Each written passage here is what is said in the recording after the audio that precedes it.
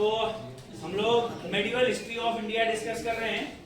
भारत का मध्यकालीन इतिहास, और भारत का मध्यकालीन इतिहास में जो अभी हम पढ़ रहे हैं वो हम लोगों ने देखो मध्यकालीन इतिहास में आप लोगों को पूरा समझा देता हूँ, चीजों को बस याद करो। आप मध्यकालीन इतिहास के अंतर्गत भी एक इंपॉर्टेंट टॉपिक है, ध्यान से बस उसको समझना है, ठीक है रे। चलो देखो फिर आप समझते हैं थोड़ा सा मध्यकालीन इतिहास। सबसे पहले जो मध्यकालीन इतिहास में हमने स्टार्ट किया हुआ था, मध्यकालीन इतिहास मेडिवल हिस्ट्री ऑफ इंडिया। मध्यकालीन इतिहास देखिएगा ध्यान से।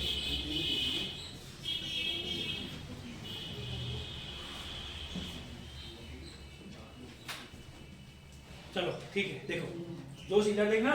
हाँ देखो मध्यकालीन इतिहास में अगर हम सबसे पहले पॉइंट के बारे में बात करते हैं तो आपको एक बहुत ही अच्छा सा पॉइंट याद रखना है। देखो जब आप स्टार्टिंग के लेक्चर देखेंगे, इसके ज्यादा लेक्चर नहीं हुआ अभी, हाँ आप लोग आराम से देख सकते हैं।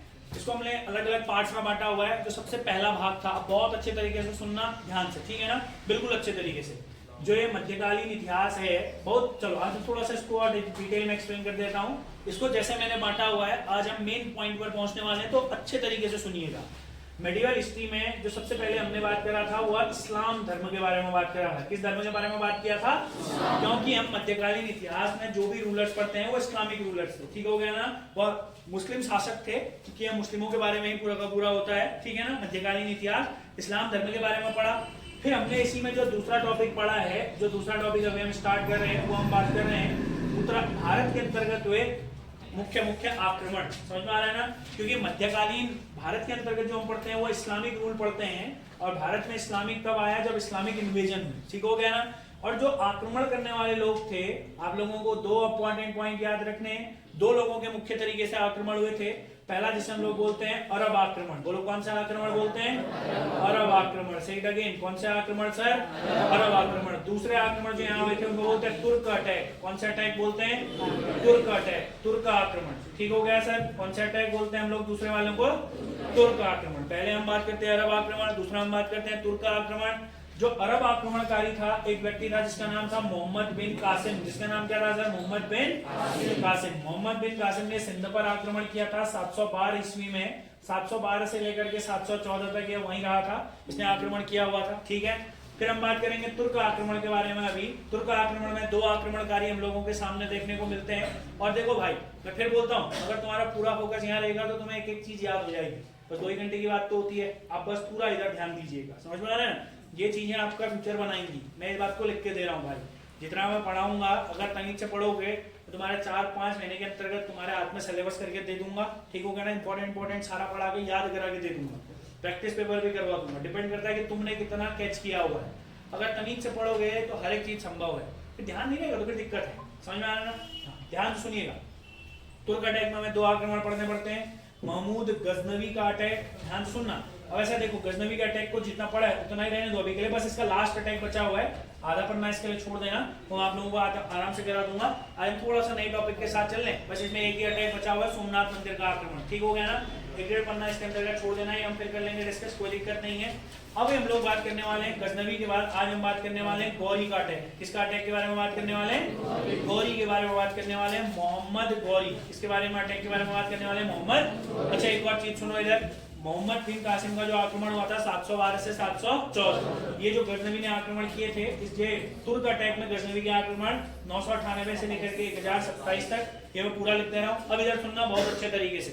ये जो मोहम्मद गौरी था, मेडिवल हिस्ट्री ऑफ जो इंडिया चलता है ना सर, ये पूरा का पूरा आप लोग याद रख सकते हैं 711 से लेकर के 1707, ठीक है दोस्त। ये हम पूरा का पूरा पढ़ने वाले हैं, अभी ध्यान से सुनते रहिएगा।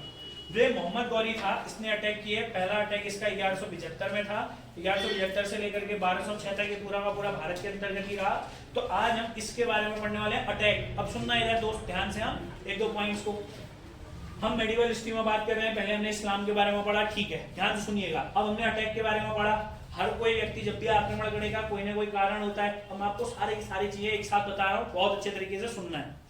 ये जो पहला मोहम्मद बिन कासिम का जो अटैक हुआ था सर, अरब आक्रमण जो था, इसका कारण था बदला लेना। ये हमने पहले बात कर चुके हैं। चका जाता है, ऊपर खलीफा हुआ करता था, या बोल सकते हैं ईरान का एक शासक हुआ करता था, अल हजाज। समझ में आ रहा ना? तो अल हजाज का ही है मोहम्मद बिन कासिम सेनापति था। मोहम्मद बिन कासिम ने अल हजाज के कहने पर हमारे सिंध के राजा दाहिर पर आक्रमण किया था, क्योंकि सिंध का राजा दाहिर बार बार अल हज्जाज के जितने भी व्यापारिक सामान होते थे उन व्यापारिक सामानों के साथ छेड़छाड़ करता था। पहला इंपॉर्टेंट चीज, इसने आक्रमण वगैरह किया, जो भी था हमने सब पढ़ लिया। अब फिर हमने तुर्क आक्रमण की बात करी, जो पहला आक्रमणकारी। अच्छा एक बार, अच्छा क्वेश्चन मैंने पहले भी बताया हुआ है, अगर पेपर में आएगा पहला अरब आक्रमणकारी तो आंसर होगा मोहम्मद बिन कासिम। अगर पेपर में आएगा पहला तुर्क आक्रमणकारी तो गजनवी आंसर नहीं होगा, क्योंकि गजनवी से पहले इसके पिताजी सुबुक्तगिन, बोलो मेरे साथ कौन? सुबुक्तगिन ने पहले आक्रमण कर दिया था। सुबुक्तगिन पहले तुर्क आक्रमणकारी थे भारत के अंतर्गत। ध्यान से दो क्वेश्चन याद हुए। पहला अरब आक्रमणकारी कासिम, बोलो कौन? पहला आक्रमणकारी, पहला अरब आक्रमणकारी कासिम, पहला मुस्लिम आक्रमणकारी भी कासिम। क्लियर है? 2 पॉइंट। फिर बोलो, पहला अरब आक्रमणकारी कासिम, पहला मुस्लिम आक्रमणकारी कासिम। अगर पहला तुर्क आक्रमणकारी पूछेगा तो सुबुक्तगिन, पहला तुर्क आक्रमणकारी पूछेगा तो सुबुक्तगिन, पहला तुर्क आक्रमणकारी पूछेगा तो फिर बोलो सुबुक्तगिन। जब सुबुक्तगिन, यहाँ भारत में पेशावर में एक राजा हुआ करता था जयपाला, बोलो कौन हुआ करता था? जयपाला ने सुबुक्तगिन को मार दिया, हराया तो सही, मार भी दिया बेचारे ने। किसने मारा? जयपाला ने। और जयपाला जब उसको मारा तो गजनवी 28 साल का था। गजनवी कितने साल का था? 28 साल का था। गजनवी को जैसे पता चला मेरे पिताजी को मार दिया जयपाला ने, है ना, गजनवी ने उसके बाद कसम खाई। बस क्या कहा तुमको? मरे हुए बाप की कसम खाता हूँ मैं। क्या कहा होगा इसने? मरे हुए बाप की कसम खाता हूँ मैं, भारत को ऐसा लूटूंगा मैं, बहुत आक्रमण करे मेरे पिताजी को मारा इन्होंने। समझ में? ऐसा कहा किसने? गजनवी ने। गजनवी ने कहा मैं भारत पर प्रत्येक वर्ष एक आक्रमण करूंगा। समझ में आ रहा है मैंने क्या बोला? और गजनवी ने जो पहला अटैक किया वह 998 में, कुछ लोग मानते हैं 1000 में, इसलिए मैं 998 लिख देता हूं। ध्यान से सुनना, यही वो व्यक्ति था जिसने भारत में 17 बार आक्रमण किए। भारत में 17 बार आक्रमण करने वाला कौन था? ये लड़कियों बोलो कौन था? अब पहले तो इसने कहा मैं मरे हुए बाप की कसम खाता हूं, पहले तो वो बदले की भावना थी ना इसके अंदर जब इसने आक्रमण किया ना। जिसने इसके पिताजी को इसने मारा था ना, जयपाला, पता? इसने जब जयपाला पर आक्रमण किया ना, जयपाल ने कहा मार मत बोल मेरे को, ये पैसा ले जा, बोल क्या ले जा? पैसा। जयपाला ने इसको बहुत पैसा दिया। उसके बाद इसकी आंखें चमक गई भाई। आंखें चमकने का मतलब समझते हो तुम? हैं? हाँ, मतलब क्या है ना, भल, अच्छा ऐसा बल, मतलब पैसा बल, मेन चीज तो है ना। उसके बाद इसने कहा आक्रमण तो होते रहेगा बल, अब लूटेंगे बल, हम क्या करेंगे? अब हम लूटेंगे। इसने भारत में 17 आक्रमण किया और लूटना। तो बताओ इसका उद्देश्य क्या था? भारत को लूटना। इसका उद्देश्य क्या था? बदला है? अरे समझे? बदला इसका था। इसका क्या था? है लूटना। अब सुनना, ये जो आएगा ना गौरी, ये बेचारे को घर नहीं मिला था कहीं, ये बल मेरे को बल एक साम्राज्य चाहिए। समझ मैंने क्या बोला? गौरी का भारत में आक्रमण का उद्देश्य था मुस्लिम शासन की स्थापना। क्या बोला मैंने आपको? मुस्लिम शासन की। इसने पहले से नहीं सोचा था, ये कहता भाई अपने लिए मिल जाए, केवल आक्रमण करके कोई साम्राज्य मिल जाए, कोई सल्तनत मिल जाए। समझ में आ रहा है मैंने क्या बोला? ये ऐसा नहीं सोचते थे, ये ऐसा सोचते, ये भी अगर ऐसा सोचता, इसने पहले सिंध पर आक्रमण किया, फिर मुल्तान गया, वहां सोना ही सोना लाया ये, है ना। बाद में कोई इंटरेस्ट नहीं था, इसके राजा ने भी इसको बुला लिया। ये आदमी ये गजनवी, अगर इसने रहना ही होता यहाँ, ये आराम से रह जाता भाई। 17 बार आक्रमण करके यहाँ से गया है वापस, आते वक्त भी हराता था लोगों को, जाते वक्त भी हराता था। समझ में आ रहा है मैं क्या कह रहा हूँ? सोमनाथ मंदिर में जब इसने लूटा ना, जब दरवाजे नहीं खुले ना, दरवाजे टूटे नहीं, सैनिकों से कंधे में रखोगे इन दरवाजों को, सोने के दरवाजे पहुंचाओगे तुम इनको ऊपर तुर्क। समझ में क्या? इतना खतरनाक आदमी था ये गजनवी हमारा। तो उसके बाद आज जो हम बात करने वाले गौरी भाई साहब के बारे में। किसके बारे में? ये भी बढ़िया आदमी है। अब सुनो बहुत अच्छे तरीके से गौरी के आक्रमण। ठीक हो गया ना? अब बिल्कुल ध्यान से तुम सुनते रहो भाई। पहले के लेक्चर जो छूटे हुए आराम से देख लेना, मैं बार बार रिपीट इसलिए कर रहा हूँ ताकि तुम देख लो और पढ़ने में अब तक इंटरेस्ट क्रिएट नहीं करोगे, वो मेरी जिम्मेदारी है भाई। ठीक हो गया ना? क्योंकि यहाँ पर जो भी सब्जेक्ट जैसे भी होगा वैसे ही पढ़ाया जाएगा। इतिहास कैसे पढ़ाया जाएगा, राज्य व्यवस्था के जैसे। और मीडियम की कभी टेंशन नहीं लेना भाई, है ना। अंग्रेजी और हिंदी दोनों माध्यम में बराबर शब्दों का प्रयोग होगा। समझ में आ रहा है ना? क्योंकि ऐसा नहीं सोचना है कि पहली बार पढ़ा रहा हूँ, 4 साल हो गए पढ़ा दो, इंग्लिश हिंदी और इंग्लिश दोनों में। समझ आ रहा है मैंने क्या कहा? तो इसीलिए चीजों को बहुत अच्छे तरीके से समझना। मेरे को पता क्या पेपर में आना है, क्या पेपर में नहीं आना है। ठीक हो गया ना? मैं उसी हिसाब से पढ़ाता हूँ, तो चीजों को बस समझना है और याद करना है। ठीक है? तुर्क आक्रमण में आज हम बात करने वाले हैं इन्वेजन ऑफ गौरी। किसके बारे में बात करने वाले हैं आज हम? Invasion of Gauri. आज इन्वेजन ऑफ गौरी के बारे में बात करने वाले हैं। गौरी के आक्रमण, इस आदमी का नाम था मोहम्मद गौरी। गौरी के आक्रमण, मोहम्मद गौरी। ध्यान से सुनना, इस व्यक्ति का नाम था मोहम्मद गौरी। इस व्यक्ति का नाम क्या था? मोहम्मद। अब बहुत अच्छे तरीके से समझना। थोड़ा सा गौरी के आक्रमणों के बारे में बात करते हैं। ऐसा कहा जाता है ये अभी गौर प्रांत का था। कौन सा प्रांत का था? ये अभी गौर प्रांत का था। गौर प्रांत मतलब अफगानिस्तान के समीप पड़ता है। किसके समीप पड़ता है? अफगानिस्तान के समीप। इसको हम मिटा देते हैं। अभी बस आप गौरी पर नजर दौड़ाइए। अब पूरा भारत का सिनेरियो भी समझते हैं एक एक करके, ध्यान से समझिएगा, ठीक है? देखो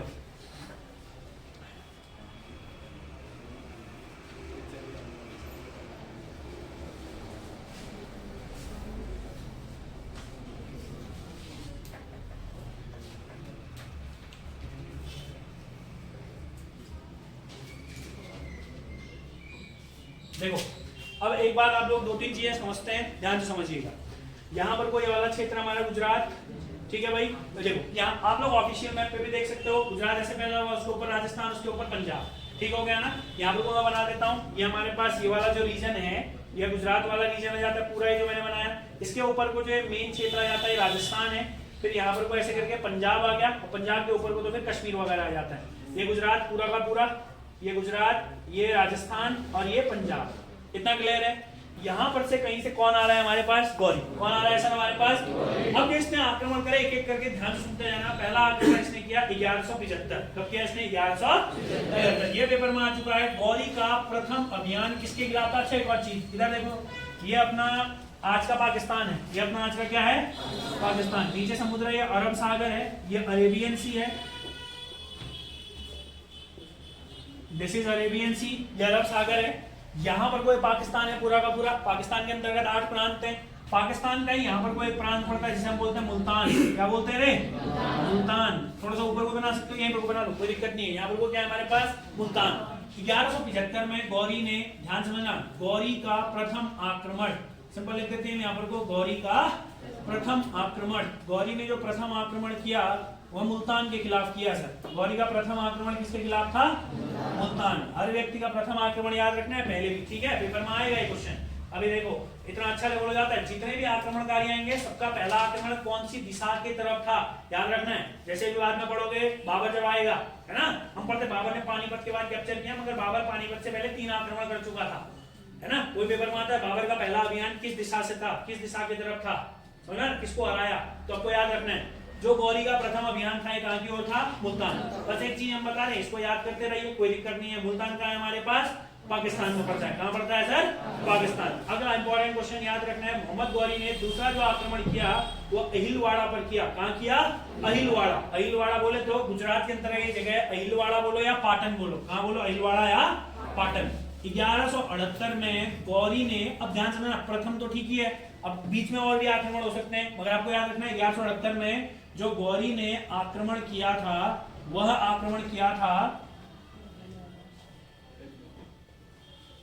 अहिलवाड़ा, या जिसे हम लोग एक और क्षेत्र अहिलवाड़ा के अंतर्गत एक जगह है पाटन, और ये दोनों का दोनों कहां पड़ता है?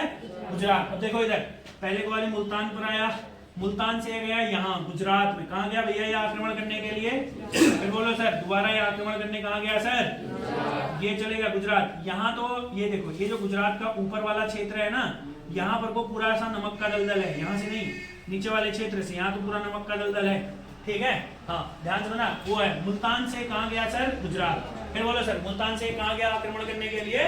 गुजरात। और जैसे ही सर ये गुजरात पहुंचा तो आपको एक बहुत अच्छा क्वेश्चन याद रखना है, अहिलवाड़ा पाटन गुजरात पर आक्रमण किया। पाटन का शासक हुआ करता था भीम द्वितीय, इसका शासक यहाँ पर का आपको याद रखना है। चलो मैं इसे लिख देता हूँ, यहाँ का जो शासक था, यहाँ का जो रूलर था उसका नाम क्या था सर? भीम सेकंड।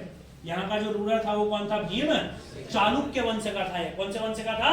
चालुक्य वंश। क्लियर हो गया ना? यहाँ पर कोई वंश चल रहा था जिसे हम बोलते हैं चालुक्य डायनेस्टी, तो यह चालुक्य डायनेस्टी का चालुक्य। अब देखो ये अभी आपको मतलब नहीं है कि चालुक्य वंश कहां से आया, बस आपको याद रखना है, अभी हम आक्रमण पढ़ लें, वो हम प्री मेडिवल में पढ़ते हैं बाद में। चालुक्य डायनेस्टी, चालुक्य वंश का शासक था भीम द्वितीय, और चालुक्य वंश के शासक भीम द्वितीय पर ही आक्रमण किया था किसने? गौरी ने। मगर ऐसा कहते हैं यहाँ पर वो भीम द्वितीय था, और जो अहिल्यावाड़ा या पाटन या क्या यहाँ का जो चालुक्य वंश का शासक था भीम द्वितीय, जो वाकई में बलवान आदमी था। ये बेचारे को पता ही नहीं था गौरी को मैं गलत फंस गया हूं करके। गौरी ने आक्रमण किया ना, अब क्यों बताओ, इससे पहले गौरी ने यहाँ कई आक्रमण किए हैं यहाँ, इसीलिए मैंने दूसरा आक्रमण नहीं लिखा वहां। पहला आक्रमण मुल्तान में किया, अरे किया रे गधो, यहाँ कई आक्रमण किया इसने, यहाँ से आ नहीं पाया अंदर, अब यहाँ से आऊंगा मैं, यहाँ से अंदर, इसको तो शासन स्थापित करना कहीं से भी आएगा भाई। ये जब ये यहाँ से आया उस समय बहुत खतरनाक ट्रेजेडी हुई इसके साथ, उसको पता ही नहीं था भीम है बल।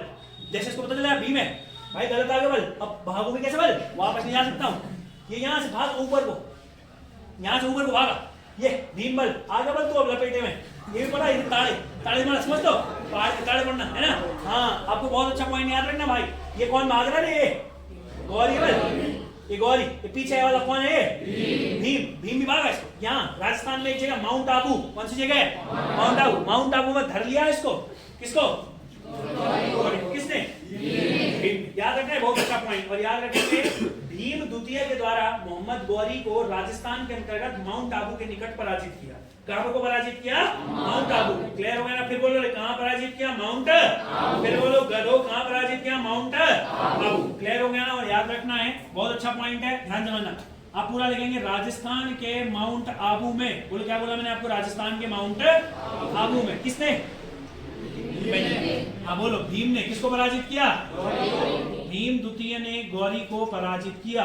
गौरी को क्या किया रे, पराजित बोले तो डिफीट, पराजित बोले तो डिफीट। अब उसके बाद क्या होगा, जावल तेरे को बक्स दे रहा हूं मैं, है ना, दोबारा मत दिखने वालियां, है ना, गर्दन पर तलवार भी नहीं, बस घुटनों पे बल बिठा के, जस्ट इमेजिन, है ना, गर्दन पर तलवार, अगली बार से मत दिखना बल, मालिक नहीं दिखूंगा, ऐसा भागा वाला पीछे भी नहीं देगा बल मुड़ के, है ना।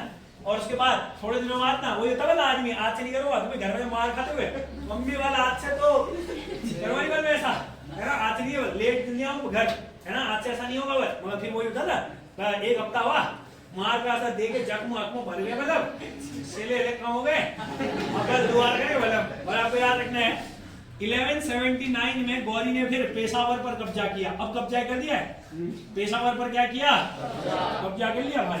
अब तुम बहाने बनाना सीख गए वाला मतलब, समझ, पेशावर पर क्या कर लिया भाई इसने, कब्जा किया। उसके बाद धीरे धीरे आगे बढ़ा, 1186 भटिंडा पंजाब पर भी कब्जा कर लिया। अच्छा उससे पहले तो लाहौर पर कब्जा किया इसने 1186, ये इंपॉर्टेंट नहीं है, बस आपको एक चीज याद रखनी है। चलो लाहौर वाला छोड़ देते हैं, 1186 के अंतर्गत लाहौर पर कब्जा किया इसने। और उसी के बाद आप लोगों को याद रखना है 1189 पर भटिंडा। चलो दोनों लिख लेते हैं, लाहौर पर कब्जा कब किया बताओ, और 1189 पर कहां कब्जा किया, भटिंडा था, कहां, पंजाब। और आपको याद रखना है जो भटिंडा पंजाब में था। अब आता बढ़िया क्वेश्चन, ध्यान से इधर सुनो आप, अब ध्यान से सुनना भाई इधर, अब बहुत अच्छा पॉइंट आएगा। अब ध्यान से सुनो भाई, इधर पर ना उस समय में भारत के अंतर्गत राजनीतिक विकेंद्रीकरण, मतलब भारत के अंतर्गत ऐसा नहीं था कि कोई एक ही राजा था। भारत उस समय में, जो तो तुम समझ लो ये इतने आक्रमण क्यों कर रहे हैं यहाँ, ये आक्रमण इसलिए कर रहे, भारत में कोई भी राजा नहीं अच्छा वाला, अच्छा वाला राजा मतलब एक केंद्रित शक्ति नहीं है जो पूरे क्षेत्र में कब्जा कर रहा हो। अलग अलग राजा, बस एक वहां एक वहां एक वहां, सब टूटे फूटे, है ना। तो तुम जानते हो भाई टूटे फूटों को हराना ज्यादा आसान है, अरे है कि नहीं, अरे गधो है। तो सुनो, यहाँ पर को राजस्थान में आमेर एक जगह हुआ करती थी, यहाँ पर जो शासन था, वैसे दिल्ली, ये देखो राजस्थान के बाद यहाँ हरियाणा, यहाँ दिल्ली, यहाँ पर को जो शासन था, यहाँ पर को जो शासन था वो पृथ्वीराज चौहान का था। किसका शासन था, पृथ्वीराज चौहान। देखो यहाँ चालुक्य वंश है वो अलग है ना, यहाँ है चौहान वंश। चौहान वंश के कब्जे में राजस्थान, दिल्ली, ये वाला क्षेत्र था पूरा। और राजस्थान के अंतर्गत आमेर नामक स्थान पर उनकी राजधानी हुआ करती थी, आमेर अजमेर वाले क्षेत्र में उनकी क्या हुआ करती थी, राजधानी। और याद रखना जो भटिंडा है ये पृथ्वीराज चौहान के अंदर आता था, किसके अंतर्गत आता था, पृथ्वीराज चौहान। ध्यान से सुनना भाई, एक दो पॉइंट मैं अभी मेनली दिल्ली बना देता हूँ। ये कन्नौज, ये क्या है, कन्नौज, कन्नौज यूपी में पड़ता है। कन्नौज कहाँ पड़ता है, कन्नौज का राजा था जयचंद, कौन था, फिर बोलो कन्नौज का राजा कौन था, जयचंद। दिल्ली, मगर मैंने बोला खाली दिल्ली बना रहा हूँ, राजधानी कहाँ है, राजस्थान के अंतर्गत अजमेर में। यहाँ पर चलो यहाँ भी बनाता हूँ, ये अजमेर, ये यहाँ पर को जो राजा था उसका नाम था पृथ्वीराज चौहान, पृथ्वीराज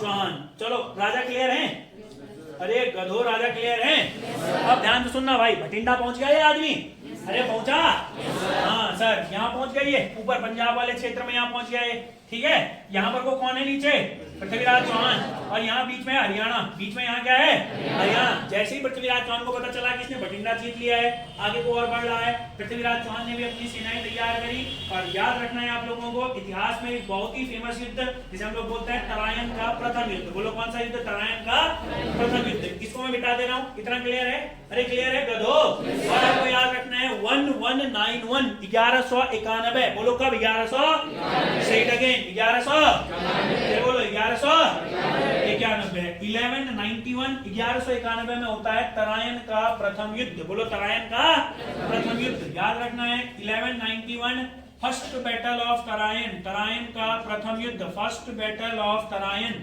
तराइन का प्रथम युद्ध, या जिसे हम लोग बोलते हैं तराइन का प्रथम युद्ध। और आपको याद रखना है सर, इतिहास में जितने भी युद्ध होंगे सब हरियाणा में लड़े जाते। क्या होता है, महाभारत भी हरियाणा में हुई थी बल, क्योंकि हरियाणा बहुत बड़ा प्लेन एरिया है। समझ में आ रहा है ना, युद्ध करने के लिए बढ़िया खुला खुला लगता बल। तो समझ में क्या कह रहा हूँ? हाँ, तो आपको याद रखना है जो तराइन है ये भी कहाँ है, हरियाणा में। तराइन कह रहे, फिर बोलो रे तराइन कहाँ है, तो मुझे बताओ फर्स्ट बैटल ऑफ तराइन किस किस के बीच में होगा? PRC, पृथ्वीराज चौहान और मोहम्मद गौरी। अब सुनो इधर ध्यान से, पृथ्वीराज चौहान और मोहम्मद गौरी। जब ये आक्रमण हुआ बल ना, तो पृथ्वीराज चौहान और मोहम्मद गौरी के खतरनाक बंगाबंग हुई होगी। पृथ्वीराज चौहान जो था एक खतरनाक भारी पड़ा वाली इस पर, गौरी पर, वही वाला। फिर ये यहाँ वही वाल तलवार रखी वाले इसके कंधे पर। गौरी तो बहुत भाग्यशाली था भाई, एक बार किससे बचा? भीम से बचा। अब किससे बच गया? फिर से इसके गर्दन पे तलवार रखी, बल घुटनों के बल बिठा के। समझते हो तुम कैसे वाला हो रहा होगा? हाँ, इससे कहा बल भाई चाहता क्या है तू? गौरी का बल मालिक बल गलती हो गई इस बार तो, है ना। और ऐसा लिखता है चंद्रप्रदाई, चंद्रप्रदाई एक आदमी है, पृथ्वीराज चौहान का लेखक है। पृथ्वीराज रासो किताब लिखी है उसने। कौन सी किताब लिखी है? पृथ्वीराज रासो शब्द को दिमाग में रखना। बाद में जब हम आपको हिंदी साहित्य पढ़ाएंगे तो हम आपको बताएंगे रासो तरह की किताबें इस काल में बहुत लिखी गई थी। समझ में आ रहा है मैं क्या कह रहा हूँ? रासो किताब होती। चलो फिलहाल तुम्हें समझे मैंने क्या बोला आप लोगों को? अरे गधो इतना समझे? अब समझो इधर। इस आक्रमण में मोहम्मद गौरी बुरी हार हारा। बुरी हार समझते हो? हाँ, तुम जानते हो पृथ्वीराज चौहान जीत गया। मगर देखो भाई, इतिहास में ना, हमारे इतिहास में एक चीज में बहुत आदमी फंसता भाई। हमारे यहाँ जितने भी राजा थे ना, मैक्सिमम राजा, है ना, आज भी तुम जानते हो 2-3 चीजों के पीछे कभी नहीं भागना। लाइफ में आमिर खान की मूवी देखी तुमने? हाँ, आमिर खान क्या बोलता है? प्रेम, पैसा और लड़की, तीनों की चीजों के पीछे कभी भागना। आमिर खान बोलता है कि बोलता है? जो तेरा बाइक पे चढ़ जाता है, देखा तुमने? तुमने देखी नहीं? कौन सी मूवी हो? हाँ, इस देखा याद गधे को नाम है, इस गधा देखो बाइक पर चल रहा, देखा तुमने? हाँ, अब सुनो इधर, ये जो पृथ्वीराज चौहान था, हाँ, ये पृथ्वीराज चौहान था, इस बेचारे के साथ ऐसा ही हुआ, है ना। पैसा तो इसके बाद था ही, ट्रेन उस जमाने में थी नहीं, है ना। तो ये है ना, ये आदमी जयचंद है, हाँ, इसी की बेटी थी बल। क्या नाम था उसका? सुचित्रा वीणा। क्या नाम था? नाम भी बढ़िया। देखा, इसकी बेटी थी सुचित्रा वीणा। जयचंद की बेटी कौन थी? इनकी बहुत ही खतरनाक सी कहानी भी है भाई। चलो पहले तुम कहानी सुनो। हाँ, इसकी बेटी थी सुचित्रा वीणा। अब क्या हुआ भाई, जब जयचंद को पता चला ना, वही भाई मूवी वाला सीन, जयचंद को पता चला, है ना। जयचंद ने कहा तेरी कर देंगे शादी, मतलब सुचित्रा वीणा से तेरी क्या कर देंगे? शादी। जयचंद ने इसकी शादी का पूरा पक्का इंतजाम करा था, स्वयंवर आयोजित करा। क्या आयोजित करा था? स्वयंवर। सारे राजा आए थे, दक्षिण भारत के भी राजा आए थे। पृथ्वीराज चौहान को बुलाया नहीं। समझ रहे हो मैं क्या कहना चाह रहा हूँ? पता था उसको पहले से। पृथ्वीराज चौहान को बुलाया नहीं, मगर पृथ्वीराज चौहान का ही देश था भाई। पृथ्वीराज सुचित्रा वीणा को चिढ़ाने के लिए वहां पृथ्वीराज चौहान का एक पुतला रखा था बल। पुतला समझते हो? सुचित्रा वीणा भी कई खतरनाक, इसने पुतले को माला डाली बल ऊपर से। तुम समझो, जैसे स्वयंवर होता है ना, ऊपर 2 मंजिले सारी माला पकड़ के नीचे को। समझ मैं क्या कह रहा हूँ? हाँ, 2 मंजिले बढ़िया वाली सीढ़ी हो, माला पकड़ के नीचे सारे राजा बैठे, जिस पर माला गई समझो विवाह निश्चित, है ना। मगर वहाँ एक था, कौन? पृथ्वीराज चौहान। उसका पुतला रखा था, पुतले के ऊपर माला डाली सुचित्रा वीणा ने। इतिहासकार ऐसा कहते बल, उसी पुतले के पीछे छुपा था पृथ्वीराज चौहान। भगा लेगा बल सुचित्रा वीणा को। नाक कट गई किसकी? नाक किसकी कटी है? जयचंद्र की। सुचित्रा वीणा को भगा ले गया कौन? पृथ्वीराज चौहान। अब तुम जानते हो, ये बात पता चल गई गौरी को। किसको पता चली है? ये आज बहुत मजेदार आदमी, गौरी को जैसे पता चला ना, ये बल अपना दोस्त किसी की बेटी को भगा लेगा बल, कौन? पृथ्वीराज चौहान। समझ में आ रहा? हाँ, इस बात को बहुत ध्यान से समझना भाई। इतने में किसी को कोई डाउट है? अगर कोई भी डाउट है तो बताओ। और 1192 अगले साल जब दोबारा से, अब वही है ना, पहले तो उसने कहा मालिक वाला अब नहीं आऊंगा, अब तो उसको साथ मिल गया किसका? जयचंद का। और याद रखना 1192 में होता है सेकंड बैटल ऑफ तराइन। बोलो कौन सा बैटल होता है?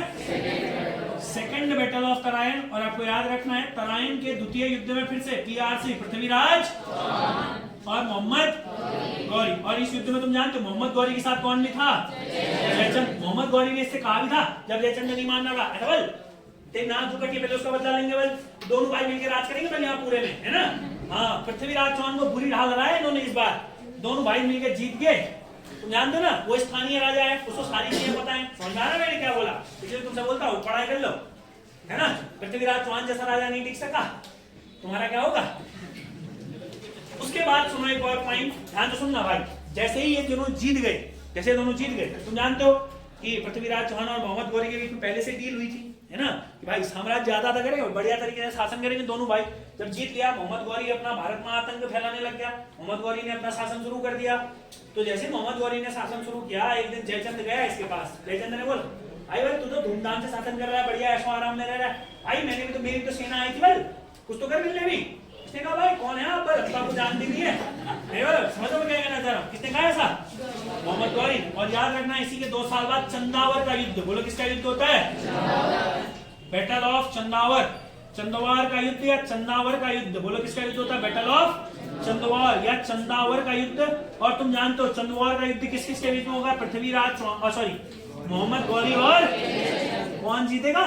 हाँ, तुम जानते भाई, ये तो पहले से गम में है ना, बेटी भी भाग गई है ना, ये भी नखरे दिखा रहा है, क्या करूंगा मैं, जीने का कोई फायदा नहीं मेरे। तो मोहम्मद गौरी इस युद्ध में जीत गया और जयचंद इस युद्ध में। और याद रखना 1194 में ही देखो, भारत के अंतर्गत 2 राजा थे, दोनों हार गए। 1194 से ही भारत के अंतर्गत मुस्लिम शासन की शुरुआत होती है। किसकी शुरुआत होती है? मुस्लिम शासन। अब हम कल पहले मुस्लिम शासन पढ़ेंगे और फिर हम 1206 में दिल्ली सल्तनत की स्थापना करेंगे। ठीक है भाई, कोई डाउट है तो बताओ भाई, क्लियर है? चलो आज के लिए इतना ही।